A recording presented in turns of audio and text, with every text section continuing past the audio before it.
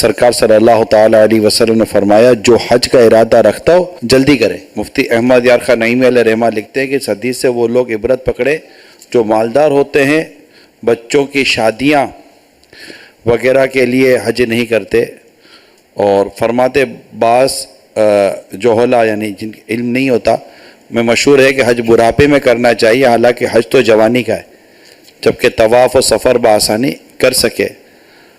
اکثر لوگ بڑھاپے کے انتظار میں بغیر حج مر جاتے ہیں۔ تو اللہ کرم فرمائے اور ہم سب کو حج کی سعادت عطا فرمائے۔ اصل مسئلہ یہ ہے کہ جوانی میں بڑھاپے کی کیفیت کی سمجھ ہی نہیں آتی۔ کیا بات ہے یار، حقیقت بولتا ہوں، دنیا کا بڑے سے بڑا ڈاکٹر بڑھاپے کی کیفیت کو سمجھ نہیں سکتا۔ اس کو معلومات ہوتی ہے کہ بڑھاپے میں یہ ہوتا ہے وہ ہوتا ہے، لیکن حقیقت میں جو بوڑھا ہے نا اس کو پتا چلتا ہے کہ بڑھاپا ہوتا کیا ہے۔ بولنا تجربہ شرط ہے۔ تو جب یہ ایک تجربہ کر لیا اور جوانی پلٹ کر آنی نہیں ہے۔ مطلب یہ آپ جو تجربے کی بات کر رہے ہیں، یہ کیسا تجربہ ہے کہ یہ تجربہ ہوتا ہی اسی وقت ہے کہ جب یہ جوانی واپس نہیں آنی؟ حقیقت ہے۔ جب کیا بات کر رہے ہو؟ ہاں، جوانی کے دن اب یاد آتے ہیں۔ جوانی کو بڑھاپے سے پہلے غنیمت جانو، ایک حدیث کا حصہ ہے۔ ایک حدیث کا حصہ زندگی میں ایک بار مسلمان پر حج فرض ہے، تو یہ ضرور کر لینا چاہیے۔ ایک بار کر کے تو دیکھیں، پھر آپ کو ہر سال گدگدی نہ ہو تو بولنا، اگر دل زندہ ہوگا تو ہاں انشاءاللہ۔ باقی بڑھاپے میں حج جو ہے نا یہ انتہائی دشوار ہے، یہ حقیقت میں بولتا ہوں، یہ بہت مشکلات میں پڑ جاتے ہیں۔ پھر یہ جوان جو ہوتے ہیں، نوجوان بیٹے، یہ ماں باپ پر احسان ضرور کرتے ہیں، بوڑھا بوڑھی کو یہ ہوائی جہاز میں آ کے بٹھا دیتے ہیں، لیکن یہ بوڑھا بوڑھی جو بیچارے ہوتے ہیں تو یہ مثلاً پنجابی ہیں، اب یہ ان کو اردو آتی نہیں ہوتی ہے، یہ اسی تسی کر رہے ہوتے ہیں، راستہ بوڑھا بیچارہ باپ ہے وہ الگ، بوڑھا وہ گم ہو گیا، بڑھیا الگ گم ہو گئی۔ پھر یہ جو رول رہے ہوتے ہیں نا، یہ کچھ بھی کوئی اس کی ان کی بات نہیں سمجھتا۔ اگر ان کو پوچھیں گے کہ معلم کا ایڈریس کیا، تو ان کو کیا پتا معلم کا ایڈریس کیا ہے؟ وہ آپ کے ہاتھ میں جو پہننے کے لیے دیا تھا تو بولے وہ تو ہم نے پھینک دیا، وہ تو گر گیا گئی، وہ کارڈ جو تھا وہ کہاں ہے، وہ کتنے رہ گیا۔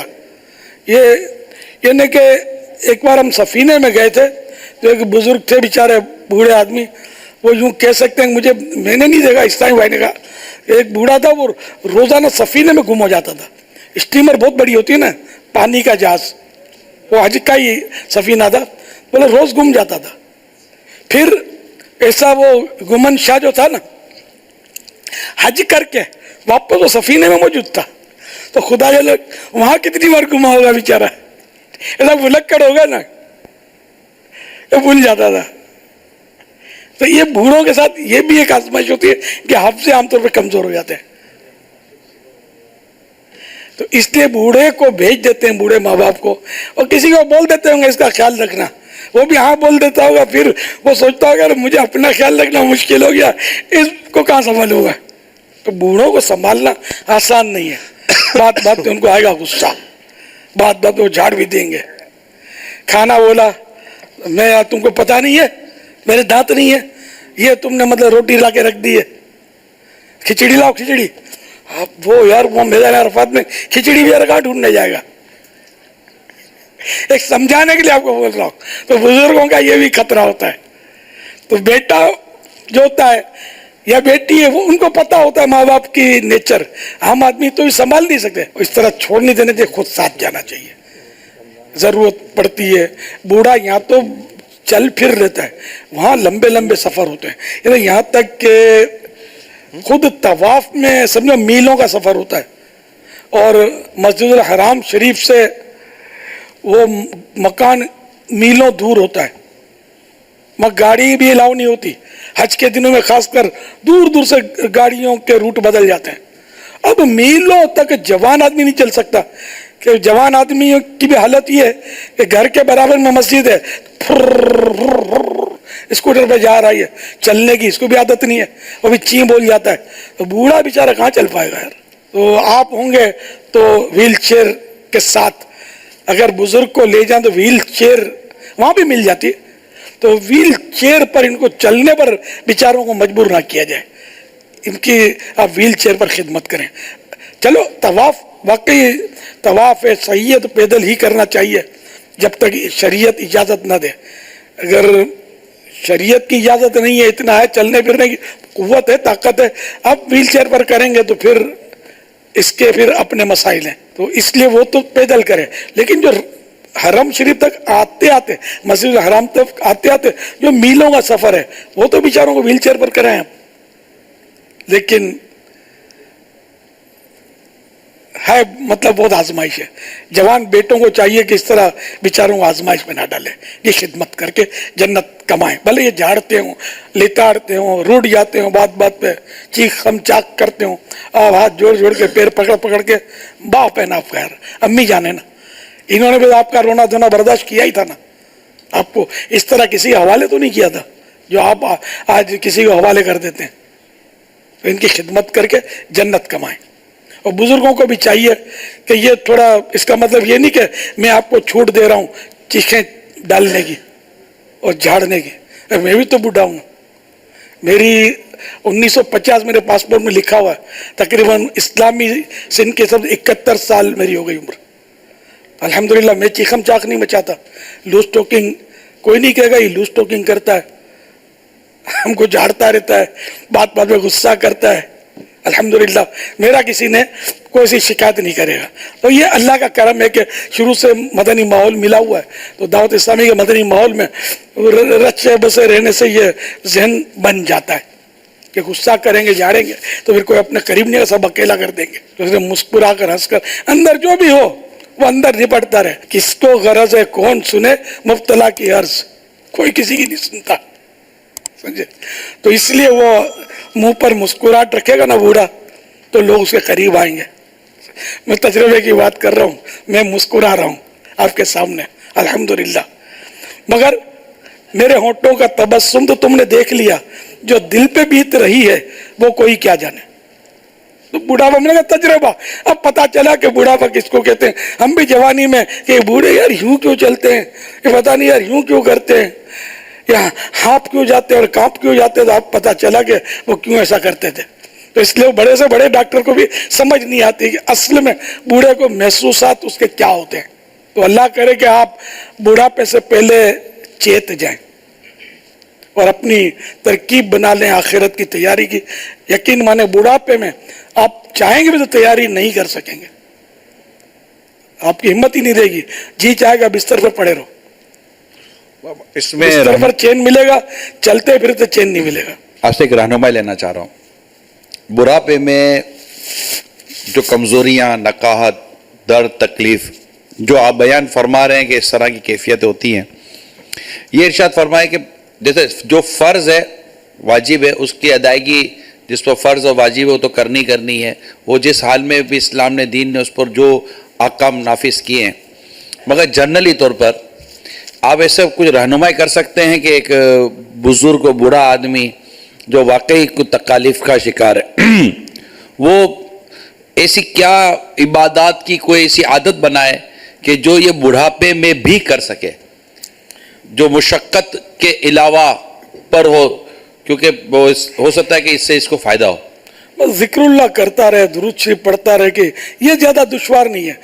سارے بدن کے اعضاء جو نہیں کمزور پڑ جاتے ہیں، زبان طاقتور ہو جاتی ہے. یہ 32 سپاہیوں کا پہرا توڑ کر اسٹیٹ فائر کرتی ہے. بوڑھے لڑتے بہت ہیں، جھگڑے بہت کرتے ہیں، بولتے بہت ہیں. یہ جنرل بات کر رہا ہوں، سب نہیں ہوتے سے خاموش طبیعت بھی ہوتے، سنجیدہ بھی ہوتے ہیں، نیک بھی ہوتے ہیں، اور لوگوں کا دل دکھ جائے گا اس لیے احتیاط بھی کر رہے ہوتے ہیں. سب نہیں، لیکن میں جو کہنا چاہتا ہوں، یہ سمجھتے ہوں گے اتنے سارے بزرگ ہیں، ان کو بھی پتا ہوگا کہ میری اپنی کیفیت کیا ہے. گھر میں مجھے اکیلا ڈالا ہوا ہے. بہو تو نہیں پوچھتی تھی، اب بیٹی بھی نہیں پوچھتی ہے. تو بیٹی کیوں نہیں پوچھتی، اس پر غور کریں آپ.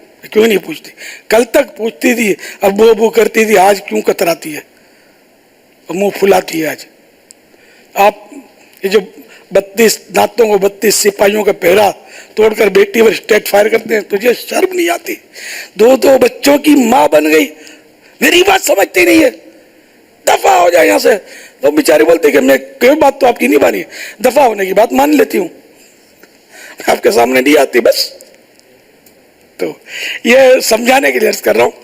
تو اس لیے یہ دور وہ ہوتا ہے بڑھاپے کا کہ اگلے کی غلطی ہو نا, غلطی 100% اولاد کی غلطی ہو, مگر وہ شرعی غلطی نہیں ہے.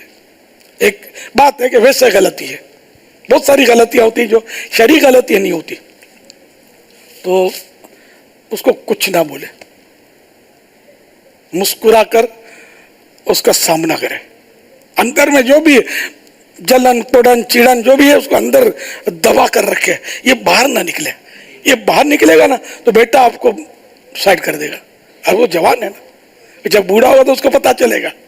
ابھی تو مسکرا کر میرا لال, میرا بیٹا, واہ میرا بیٹا, میرا بچڑا, میرا بچڑا, یہ ایسی خدمت کرے گا. میں آپ کو یار ایسا گرو بتاتا ہوں, بغیر پیسے کے بتاتا ہوں, مفت میں. جو بوڑھے ہیں وہ تو اس کو اپنائیں. اگر غصے کی عادت تھی تو ایک دم سے نہیں چلی جائے گی, وہ تو آ جائے گا. کوشش کریں جب بھی غصہ کم از کم چپ ہو جائے, اور کچھ نہیں کر سکتے تو بولیں کچھ نہیں. آپ کو یوں لگے میں 100% صحیح ہوں, میں نے ابھی تو یہ پیالہ یہاں رکھا تھا, کون ادھر ادھر رکھ کر آیا, بدتمیز, سمجھتے نہیں ہے. تو نے رکھا ہے, ہاں تو نے رکھا ہے.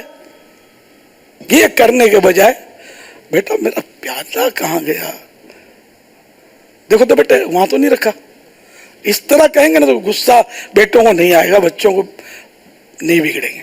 اگر بیٹا بدتمیز ہے واقعی کہ ابو آپ خود ڈھونڈ لو نا, بولتا ہے, بہت غلط کیا اس نے بول کر, اس نے زہر میں بجھا ہوا تیر مارا آپ کے دل پر, آپ برداشت کرنا سیکھ لیں. اچھا بیٹے میں ڈھونڈ لیتا ہوں, اللہ تمہیں خوش رکھے. اب ڈھونڈنا شروع کر دیں. وہ گھر میں پیالہ ڈھونڈنے میں عام طور پہ اتنی مشقت نہیں ہوگی آپ کو, ہانپتے کانپتے آپ کوشش کریں ڈھونڈ لیں. شاید بیٹا دیکھے تو اس کو رحم آ جائے, نہیں ابو میں دیکھ لیتا ہوں, آپ تشریف رکھیں. تو یہ گر سیکھ جائیں گے تو انشاءاللہ سب مدینہ مدینہ ہو جائے گا. تو نوجوانوں کو چاہیے کہ بوڑھوں کا احترام کرے, کہ جو کسی بوڑھے کا احترام کرتا ہے اس کے بڑھاپے میں اللہ تعالی احترام کرنے والے پیدا کر دے گا. میرے مدنی پھول جو میں نے عرض کی ہے اس میں بہت ظاہر میں تجربہ کار آدمی ہوں, آپ کو اس سے فائدہ اٹھانا چاہیے. آپ کی زندگی خوشگوار گزرے گی, آپ کی اولاد آپ کی یاد میں روئے گی. ورنہ آپ نے بد اخلاقیاں کی, جھگڑے کیے تو آپ کی اولاد اللہ نہ کرے آپ کو رلائے گی, اور یوں اپنی آخرت بھی برباد کرے گی. چکنائی, مٹھاس اور میدا, ان 3 چیزوں کا استعمال کم کریں تو بڑھاپا سکون سے گزرے گا. لیکن ہمارے یہاں جوانی کیا, بوڑھے پراٹھے کھا رہے ہوتے ہیں تو جوان کیا کرے. تو اس طرح مطلب یہ کیا ہے, میدے کی چیزیں, طرح طرح کی مٹھائیاں, فل کولیسٹرول اونڈیل رہے ہوتے ہیں اپنے یہاں, اور کوئی محنت کش بھی نہیں ہے. پہلے کسان کو بولتے تھے کہ بہت محنت کرتا, اب تو لگتا ہے کسان بھی مشینیں چلاتا ہے. پہلے کسان کو ہل چلاتے تھے یا بیل کو چلاتے تھے, اب تو مشین چلتی ہے. ڈرائیونگ میں کوئی ورزش تو ہے نہیں, ایکسرسائز تو ہے نہیں. تو یوں مطلب یہ کہ محنت مزدوری بوڑھے کو بھی چاہیے کہ کرتا رہے.